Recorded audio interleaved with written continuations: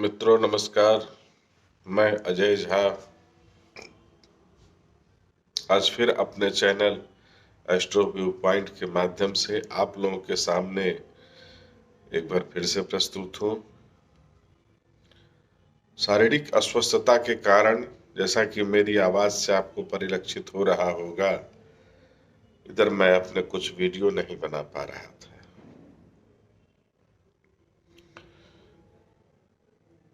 इधर उधर समाज में समाचार पत्रों के माध्यम से बहुत कुछ सुनने को मिलता था और अपनी अभिव्यक्ति तो देना चाह रहा था, किंतु मेरा शरीर साथ नहीं दे रहा था, जिसके कारण मैं आप लोग के सामने नहीं आ पा रहा था। मित्रों, आज समाज में एक ऐसी परिपाटी का विकास होते जा रहा है जिसका परिणाम अभी तो नहीं दिख रहा है, किंतु कालांतर में इस रूप में दिखेगा जहां से उसकी कोई रिकवरी नहीं हो पाएगी। आज समाज के जो अग्रणी, इनका हर क्रांति में महत्वपूर्ण योगदान रहा है, ब्राह्मणों के ऊपर आरोप लगाने की एक चलन टाइप का, जिसको कहते हैं एक प्रचलन, वो प्रारंभ हो चुका है। कोई उसे चोर समझता है, कोई उचक्का समझता है, कोई डकैत समझता है।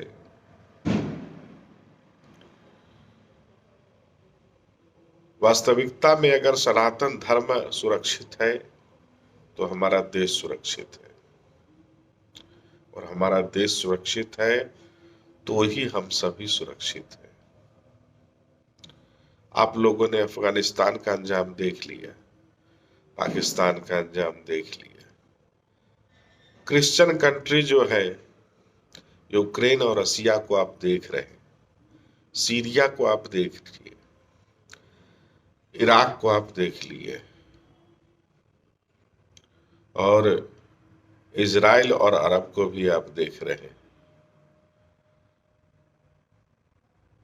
तो कहीं भी आपको भागने को जगह नहीं मिल सकती है हिंदुस्तान को छोड़। और हिंदुस्तान तब तक सुरक्षित है जब तक कि यहाँ सनातन सुरक्षित है।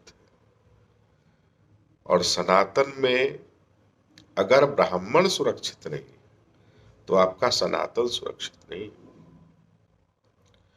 मैं बेबाकी से एक प्रश्न पूछना चाहता हूं कि जो भी लोग अपने को सनातनी मानते हैं, आपने सनातन धर्म के किस नियम का आपने पालन किया? आपने शिखा धारण किया, आपने जनेऊ पहना, आपने तिलक धारण किया, आपने संध्या किया, आपने तर्पण किया, आपने देवताओं का पूजन किया? आपका जवाब होगा नहीं। और कुछ लोगों का जवाब होगा कि अरे ये सब तो मतलब वो भरमाने वाली बातें हैं और इसको करने से हमें क्या लाभ है। ठीक है, आपको कोई लाभ नहीं है, लेकिन इससे होने वाले कोई नुकसान आप बता दीजिए मुझे। मैं तिलक भी लगाता हूँ, शिखा भी रखता हूँ, जनेऊ भी पहनता हूँ, दैनिक तर्पण भी करता हूँ, संध्या भी करता हूँ। किससे कम पढ़ाता हूँ? मैं टीचर हूँ। किससे कम पढ़ता हूँ? किससे कम बच्चों में लोकप्रिय हूँ? किससे कम मैं समाज में लोकप्रिय हूँ? आप जवाब नहीं दे पाएंगे। आप मेरे आसपास भी खड़े नहीं हो पाएंगे, क्योंकि आप मेरे पास खड़े होने का प्रयास करेंगे तो आप बौने साबित होंगे। कर्मनिष्ठ व्यक्ति अगर अपने संस्कारों में कर्मनिष्ठ है तो वो अपने कर्म में भी कर्मनिष्ठ है। अभिमान की बात मैं नहीं करता। आप किसी भी विषय पर मुझे कहिए, मैं घंटे 2 घंटे बेबाकी से बोल सकता हूं, लेकिन आप कहिएगा कि ये मेरा जो है पाखंड है। अब विज्ञान पे बात करिए, मैं विज्ञान में बात करूंगा आपसे। आप इस्लाम की बात करिए, इस्लाम में करूंगा। मैं क्रिश्चियन की बात करूं, मैं क्रिश्चियनिटी पर बात करूंगा आपसे। आप बौद्ध धर्म की बात करें, मैं बौद्ध धर्म में आपसे बात करूंगा। लेकिन आप कहिएगा कि नहीं, सनातन अगर नीचा है तो ये मुझे स्वीकार्य नहीं है। मैं जानता हूं कि जिसको ट्रेन छूट जाती है वो ट्रेन के लिए दूसरे को दोषी ठहराता है। अगर आप सनातन परिवार में उत्पन्न हैं और सनातन धर्म का अनुसरण नहीं कर रहे हैं तो ये आपका दुर्भाग्य है, न कि सनातन का दुर्भाग्य है। आपके माता पिता अगर उस रीति नीति को मानते थे, उनका क्या नुकसान हुआ? आप दवा की गोली खा के सोते, दारू पी के सोते, मांस खा के सोते। आपके माता पिता जो थे वो जैसे ही बिस्तर पे करवट लेते थे उनको नींद आ जाती थी। उनको कोई गोली खाने की आवश्यकता नहीं होती थी, उनको किसी दारू को पीने की आवश्यकता नहीं होती थी। एक चीज को जो भी सनातन धर्म को गाली देने वाले हैं उन्हें समझ लेना चाहिए कि पेड़ से अगर कोई डाली टूटता है तो वो सूखता है। हमारे हाथ, हमारे अंगों से अगर कोई अंग कट के बाहर होता है तो वो सड़ता है। तो सनातन से जो भी निकलेगा वो सड़ेगा। इस सत्यता को स्वीकारिए, वो सूखेगा। सनातन कहीं नहीं कहता है कि आप दिन भर मंदिर में पूजा करो, कहीं नहीं कहता है कि दिन भर घंटी बजा। आप जितना कर सकते हैं उतना करिए। वो कहते मेरे पास समय नहीं। सफेद झूठ बोलते हैं। कोई ऐसा नहीं है जिसके पास इतना करने को समय नहीं होता है। मैं सुबह 3:30 बजे जगता हूं, अपने सारे कार्य को करने के बाद अपनी कक्षाओं को पढ़ाता हूं और एक अच्छा टीचर बना जाता हूं। मेरे पास समय कहां से आता है? मुझे ऊपर वाला 25वां घंटा देता है क्या, कि 27वां घंटा दे देता है? ठगने वाली बातें हैं, अपने आप को मत ठगिए। आप नहीं कर सकते, आपकी ट्रेन छूट गई है। आपको अंगूर खट्टे लग रहे हैं इसलिए कि आपको अंगूर मिला नहीं।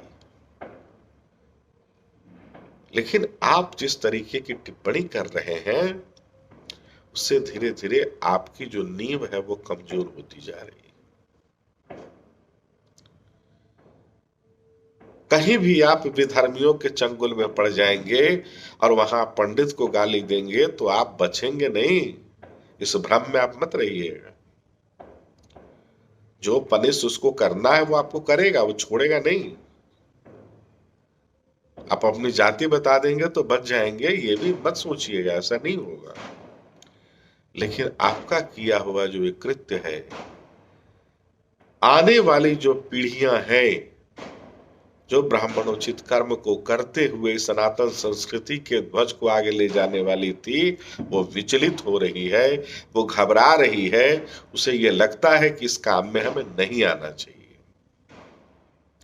इसका परिणाम है, आप काशी में रहते हैं तो काशी में देख रहे हैं ना, गांव में चले जाइए, सत्यनारायण भगवान की कथा करने वाला पंडित आपको नहीं मिलेगा और उचित नहीं मिलेगा। और अगर इस स्थिति में अगर आपका पहुंच गई स्थितियां, आपके जो 16 संस्कार को कराने वाले लोग नहीं मिलेंगे। आज आपका बच्चा सलमान खान और शाहरुख खान और ऋतिक रोशन और अक्षय कुमार, अजय देवगन का नाम तो जानता है, लेकिन अपने परदादा का नाम नहीं जानता है, जो हम लोगों के लिए डूब मरने वाली स्थिति है। दुर्भाग्य है। इस दुर्भाग्य को और बड़ा दुर्भाग्य मत बनाइए। अभी समय है, संभल जाइए। शेष अगले वीडियो में। मेरी उक्ति से बहुत सारे लोगों को कष्ट हुआ होगा, थोड़े कड़वे शब्दों का मैंने प्रयोग किया है, क्षमा चाहता हूं। लेकिन करेला कड़वा होता है लेकिन स्वास्थ्य के लिए लाभदायक होता है। नीम कसैला होता है लेकिन स्वास्थ्य के लिए लाभदायक होता है। इस चीज को हमें स्वीकारना चाहिए। जय काशी विश्वनाथ, जय सत्य सनातन धर्म, जय भारत माता। आप सबको मेरा प्रणाम।